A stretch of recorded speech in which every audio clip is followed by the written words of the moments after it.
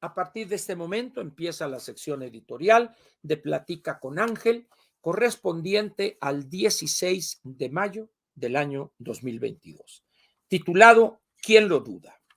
¿A qué me refiero? Una de las cosas que ha surgido en los últimos días en los espacios mediáticos, en las columnas, es preguntarse acerca del estado de la salud mental del presidente.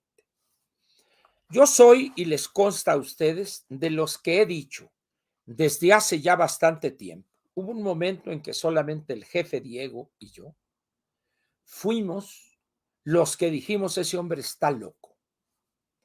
Y los acontecimientos y conducta posterior del bulto, lejos de contradecir lo que planteamos en su momento el jefe Diego y yo, se ha demostrado fehacientemente y de manera indubitable que el presidente está loco. No soy un experto en esa materia, ni soy psicoanalista o psiquiatra, etcétera. No, simplemente, como diría el clásico del póker, como veo doy. Para decir tantas burradas, ya no es solamente de ser muy bruto, hay que estar loco. Esta última cuestión que ha planteado el presidente, y yo me refiero a tres de ellas. Una es lo de los médicos cubanos, que ya lo aclaré.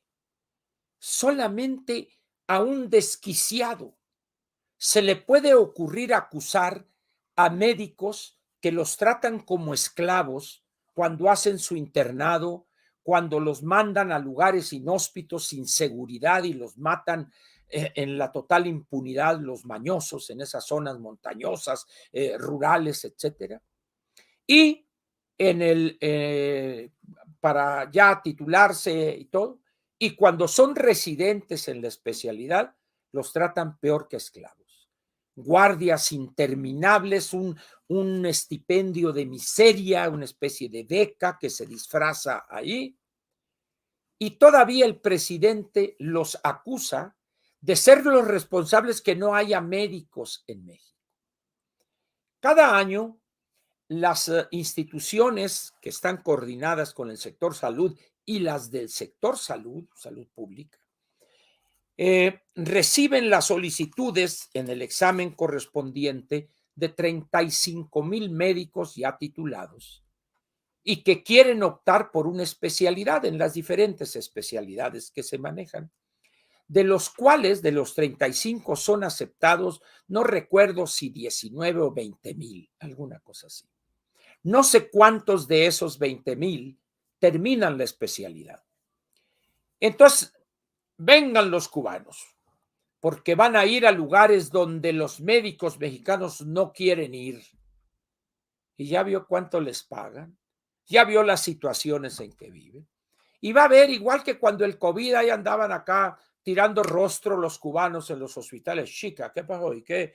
Vamos a salir hoy en la noche, mi chica, mi sangre, vamos a ir. Eso anduvieron haciendo esta bola de pícaros. Muchos de ellos espías que venían a ver cómo estaba la pesca. Esa es la realidad de esos 500. Y hoy no va a ser diferente a aquello. En aquel entonces les pagaron, no sé si 120 millones o 200, y hoy les van a pagar una cantidad quizá más elevada. Todo por ayudar a ese país que no es país, es una entelequia, vive de la limosna que le sacan a ingenuos como nuestro presidente. Ya se les acabó Venezuela, en Nicaragua pues no pueden sacar muchos, un país muy pequeño, y todo lo agarra la poetisa Rosa Murillo y Daniel Ortega. Entonces, dice uno, ¿quién en su sano juicio haría eso y diría eso de los médicos mexicanos? Solamente un desquiciado mental. El otro elemento, el autoconsumo en materia de agrícola y pecuaria. Ahí sí la cosa es más grave y ya la expliqué también. Vuelvo a ella en este momento. Hace unas 3 semanas, creo yo, o 2 semanas, el doctor Carlos Elizondo, un académico de muchos años en el CIDE, y ahora está en el Tecnológico de Monterrey. Luego fue embajador de México ante la OSD, fue consejero independiente en Petróleos Mexicanos, un hombre versado en el estudio de la economía, un profesional del análisis económico. Y hace 2 semanas, en su colaboración en Reforma, empieza su artículo. Bueno, dice, para que logremos subir a 4.8 millones de toneladas de granos. Y dice uno, no puede ser que alguien con esas credenciales académicas y profesionales haga esa afirmación. Y dice uno, entonces yo le puse ahí, oiga, pues si nomás de trigo producimos estos millones y de maíz tanto, pues revise usted los datos de la SADER en el Anuario Agropecuario 2021, ahí vienen las estadísticas de granos, cereales, oleaginosas. Entonces le digo, ¿cómo es posible que escriba usted esas barbaridades?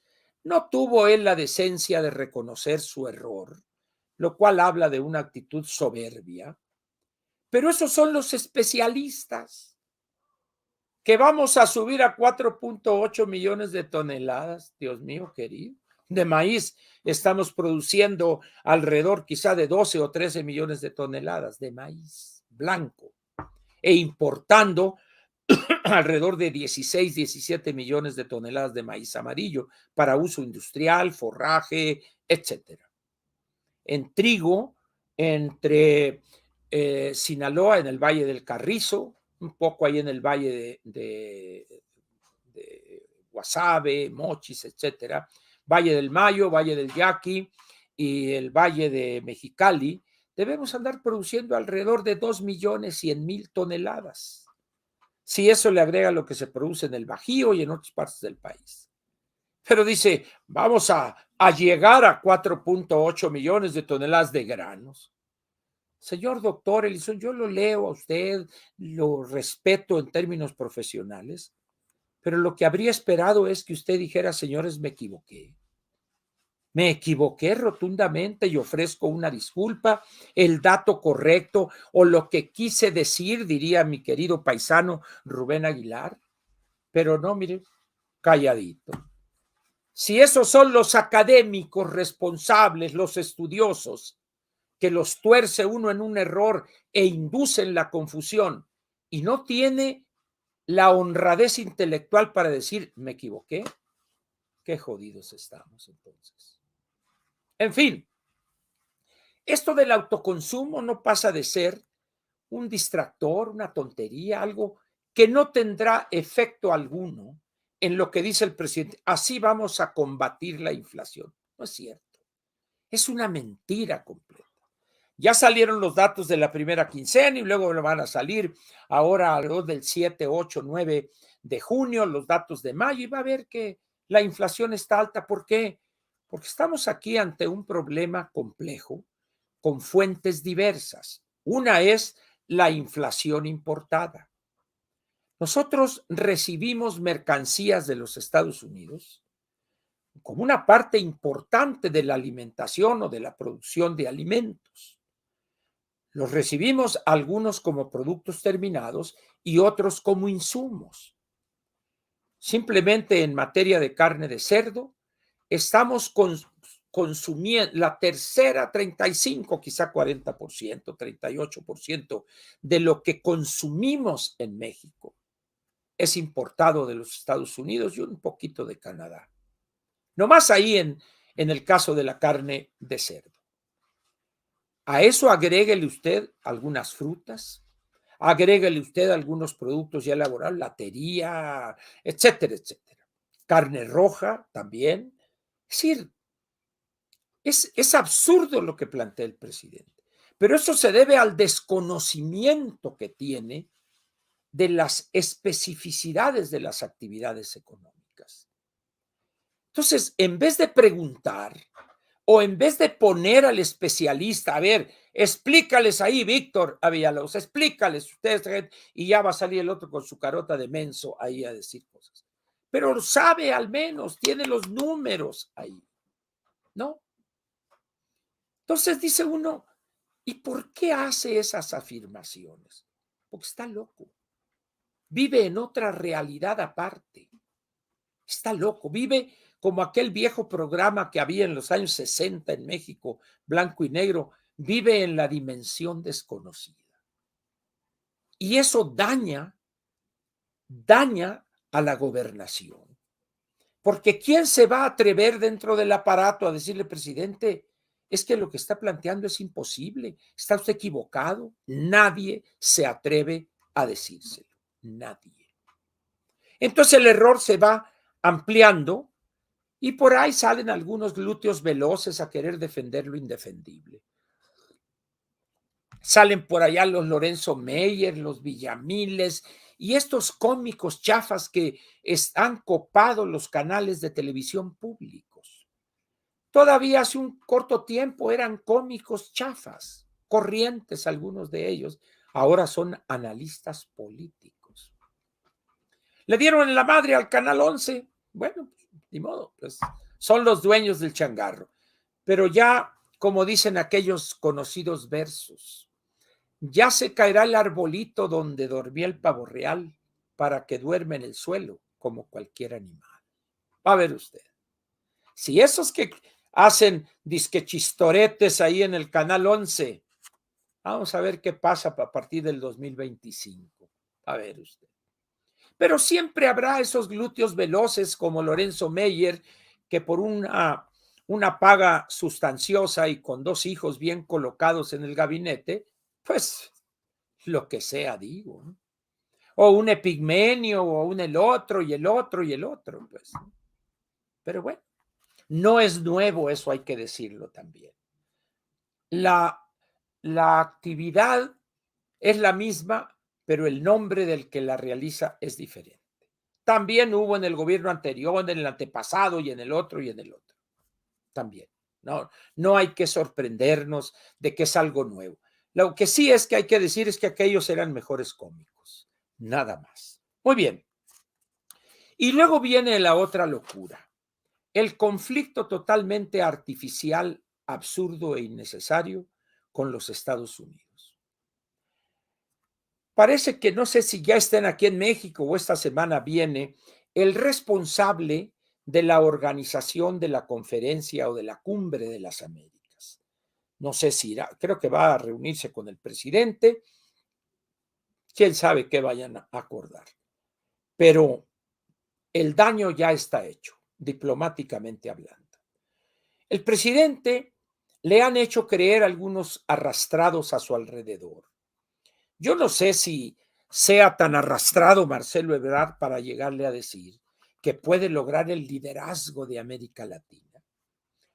Marcelo Ebrard es arrastrado, es servil, pero no creo que llegue a esos niveles de estupidez para hacerle creer al presidente que va a ser líder de América Latina. No lo sé, pero serán casos, ¿eh? Sobre todo cuando una persona, como es el caso de Marcelo Ebrard,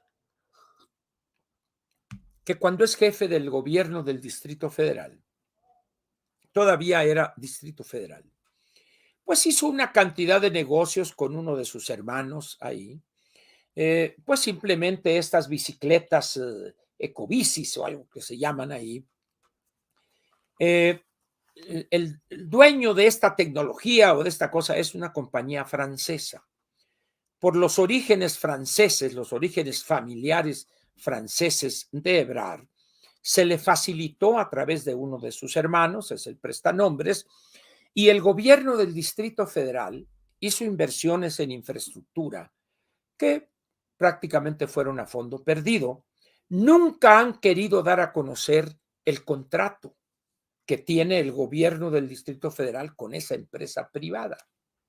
Mancera no se atrevió. Esta tampoco, la anticientífica. Pero de llegar la oposición el 2024 al gobierno de la Ciudad de México, ahí se sabría la verdad de esa compañía Ecobici. Y tiene, entre otros negocios, ¿se acuerda usted el escándalo de aquella casa ahí en, creo que es Plaza Río de Janeiro, que pagaba, no sé, 100 pesos de renta mensual, etcétera. Entonces, tiene una larga cola en materia de corrupción o de aprovechar puestos públicos para enriquecerse en niveles ofensivos y en la total impunidad. Entonces, vamos a ver qué sucede ahí, pero él como canciller, ahora resulta que es el encargado de lograr pues que Estados Unidos acepte a Maduro, a este Díaz-Canel y al de Nicaragua. No más que hay un pequeño problema, pero pequeño. Si Maduro y Daniel Ortega ponen un pie en territorio norteamericano, ahí los van a pepenar. ¿Por qué? Porque hay varias denuncias y procesos que están esperando capturarlos para que se inicien ya de manera formal en materia de lavado de dinero, algunos crímenes, etcétera. Entonces, por más que haga el bulto para que los inviten, pues no pueden entrar a Estados Unidos. Y en el caso de Díaz-Canel, el títere de Raúl Castro, pues ¿a qué irá? ¿Qué choros mareadores se va a echar allá, me imagino? El bloqueo que ha impedido que Cuba, compañeros, ay, es cierto. El bloqueo es otra cosa. Los que tengan suficiente edad recordarán que en aquellos años, en el 62, cuando los rusos pusieron o pretendieron poner cohetes, cosas nucleares ahí en Cuba, y que descubren los norteamericanos mediante fotografía satelital de percepción remota, se realiza un bloqueo naval. Naves norteamericanas, barcos bloquearon y tuvieron que, vas para atrás, bonito. Lo que hay en Cuba es un embargo, que es diferente a bloqueo. Todos aquellos que hayan viajado a Cuba, yo no sé si sepan una cosa. Casi el 50% de los alimentos que consumen los cubanos, granos, etcétera, han sido vendidos por agricultores norteamericanos. Usted en Cuba encuentra Coca-Cola que viene de Canadá, latería chilena, latería mexicana que se exporta de contrabando desde Progreso, Yucatán. Es decir, es una mentira eso. Cuba, los cubanos, los gobernantes, los dos Castro y ahora este títere que está ahí, destruyeron un país, pero no por el embargo. Lo destruyeron por sus pésimas políticas públicas y la corrupción tremenda que hay en Cuba. Tremenda. ¿Cuántos miles de familias sobreviven porque tienen a una hija que se prostituye como jinetera en Cuba con el turismo? Sí, esa es la realidad de ese país, hombre. Pero esta bola de hipócritas que no pueden reconocer el fracaso de ese experimento, de esa locura, pues siguen manteniendo la ficción. Que la democracia, por favor, señores, digo, está bien que mientan, pero no de manera tan burda. México es un país que está unido por la geografía, indisolublemente a los Estados Unidos. Y yo diría, qué bueno. Esos 3,240 kilómetros de frontera es el mejor activo que tenemos, pero es el que más desperdiciamos. ¿Cómo es posible que los mañosos estén metiendo por ahí miles de toneladas o cientos de toneladas de drogas, etcétera, y no hayamos podido nosotros aprovechar esa frontera para permitir o para estimular el envío de mercancías?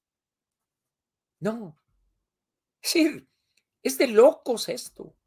Y hay que aclarar, no es nuevo esto, es una cosa que viene de muy atrás. Todo por la incuria, por el afán de enriquecerse de la clase política rápida e impunemente. Hoy estamos cosechando mucho de eso. Pero este gobierno le ha agregado al puchero y esto y esta verdura y esto al grado tal de que se desdibujó los ingredientes que los otros gobiernos le pusieron al caldo. Esa es la desgracia nuestra, nuestra clase política y sus decisiones que toman. Pero, señores, mañana o pasado tendremos que reconocer que el futuro de México está en Norteamérica con Estados Unidos y Canadá. Tenemos los mexicanos mejor preparados de toda la historia. Cualquier estadística que revisen, ¿podríamos ser nosotros el lugar donde esos jóvenes mexicanos preparados, calificados, no se fueran allá, sino poner las plantas aquí en una especie de combinación si hubiere seguridad y respeto de la ley? Cada día más y más regiones o territorio es copado por las bandas delincuenciales. Ya vieron las imágenes del ejército en días pasados y se enorgullece el presidente, su prudencia, pero ¿cuál prudencia si los traían? Pero los traían como pericos a toallazos a los pobres soldados, a la tropa. Es decir, eso no va a terminar bien, acuérdense ustedes de mí. Por eso yo pregunto, ¿quién duda hoy que el presidente ya está fuera de sus facultades mentales? Salvo alguien que esté igual o más loco que él. Ya no hay regreso. El presidente no va a rectificar. El presidente no va a reconocer su locura y se va a ir a recluir a una institución de salud mental. No lo va a hacer. No le importa llevarse al precipicio al país entero y su economía, no. En esa locura que tiene, no entran en consideración esas cosas. Pero los peores son los que lo rodean, los que lo alaban. Sí, señor, y tenemos aquí, y no ha habido mejor época. Y una bola de mentiras, dices, no, por favor, ya bájenle de volumen al radio. En fin, termina aquí la parte editorial de Platica con Ángel, correspondiente, como dije, al 16 de mayo del año 2022.